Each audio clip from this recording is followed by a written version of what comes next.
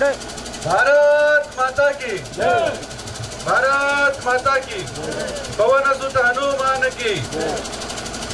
आता ज्यांनी आपल्याला उद्बोधन केलं असे कार्यसम्राट माजी आमदार बाळाभाऊ काशीवार, आमचे मार्गदर्शक सन्माननीय ॲडव्होकेट एनचिलवर साहेब आणि उपस्थित सर्व पक्षांचे, कारण आता इथे सर्व पक्षांचे पदाधिकारी उपस्थित आहेत, वडीलधारी मंडळी, मातृशक्ती,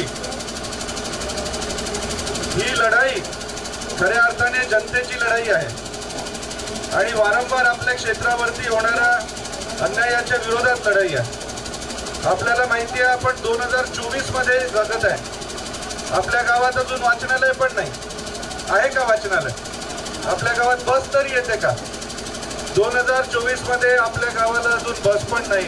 ही परिस्थिती आणि तब्बल 25 वर्ष 1 2 3 4 5 6 7 8 9 10 11 12 13 14 15 16 17 18 19 20 21 22 23 24 25 वर्ष इथे आपण प्रतिनिधित्व नानाभाऊंना करू दिलं आणि आपल्या क्षेत्राची ही परिस्थिती आहे।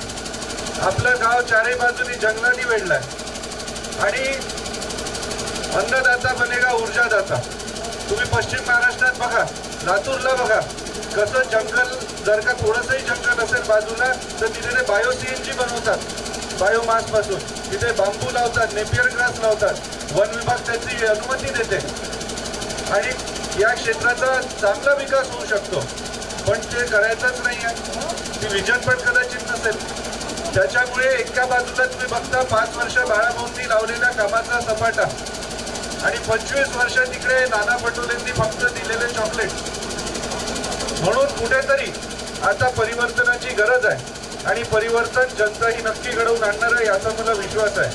हे परिवर्तन आपल्या येणाऱ्या पिढीच्या उज्ज्वल भविष्यासाठी आहे। 2 पिढ्या तर बर्बाद केल्या त्यांनी, पण आताही आपण होऊ नाही देणार।